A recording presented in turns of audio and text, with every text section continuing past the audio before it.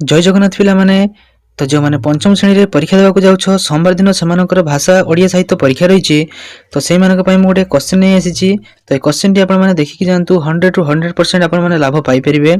तो प्रथमे रही शिक्षार्थी नाम तापर लिखिबे रोल नंबर विभाग तारीख विद्यालय रो नाम ब्लॉक रो नाम और जिल्ला रो नाम तापर एडी कर्नर देखिबार निरीक्षक स्वाक्षर किछि किछि पिला अछंती सेठी सामाने दस्खत कर दियंती तो सेठा आपण माने दस्खत करिवे नाही एडी सार माने दस्खत करिवे।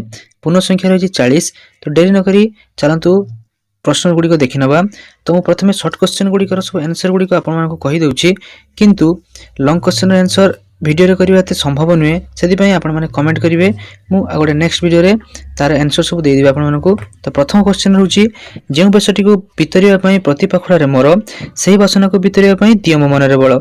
तो एई जो छांदटी आसीची एटा आसी टिकी फुलटर बासरु आसीची जे टिकी फुलटी अछि तो तार प्रश्न दिया जाइछि आपण माने एटा को पढी एर प्रश्न सब उत्तर देबे। तो प्रथम प्रश्न होछि कविता रे थिबा बास सुजाउथवा शब्द तळे गार दियो।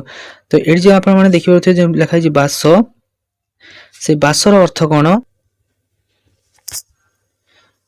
बासर अर्थ हेउछि महक। तापर प्रश्न देखिनबा फूलर बास सह मनुष्यर केउ काम को तुलना करा जाइछि। तो यह जदि उत्तर आपण माने पाइबा पई चाहउछंती आ वीडियो तळे निश्चित भाबे कमेंट करि परिबे मु आकु आ गोटे कर देबी। तो सही वासना को वितरिया पई दियो मो मन रे बळ रेखांकित शब्दर ठीक अर्थ खोजी गोल बुलाओ सही वासना को वितरिया पई दियो मो मन रे बळ। तो आपण देखि परथिबे वितरिबा तळे रेखांकित करा जाइछि। तो प्रश्न होछि रेखांकित शब्दर ठीक अर्थ खोजी गोल बुलाओ। तो एहार ठीक अर्थ हेबो वितरिबा अर्थात बांटीबा। नेक्स्ट प्रश्न देखिबा पाखुडा पाखुडा भଳି सुबुथिबा एका भଳି सुबुथवा शब्द चारिपटे गोल बुलाइबा। प्रथम होछि पहाड़ बोतुरा उखुडा तटका। तो पाखुडा भଳି सुबुथवा अर्थ के उखुडा तो उखुडा ऊपर गोल बुलाइले। नेक्स्ट देखिबा एते सान पिलाटी होई मध्य तू आज हमर मान रखिदेलु निज भाषा रे दुईटी वाक्य रे बुझाई लेख। तो एटा होछि हमर केउ विषय हमर तृतीय श्रेणी रो जो नरसिंह देव हमर कोणार्क मंदिर अछि सेही विषय रे एटा अछि। तो आपण जदि यहा जदि उत्तर पाइबा पई चाहउछंती तबे हम वीडियो तळे निश्चित भाबे कमेंट करंतु मु उत्तर निश्चित भाबे आपण मानको कहि देबी।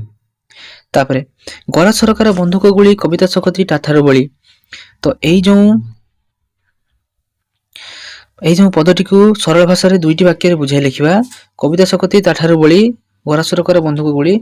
तो एटा भी से तृतीय श्रेणी बहिरु आसीची आपण माने जदि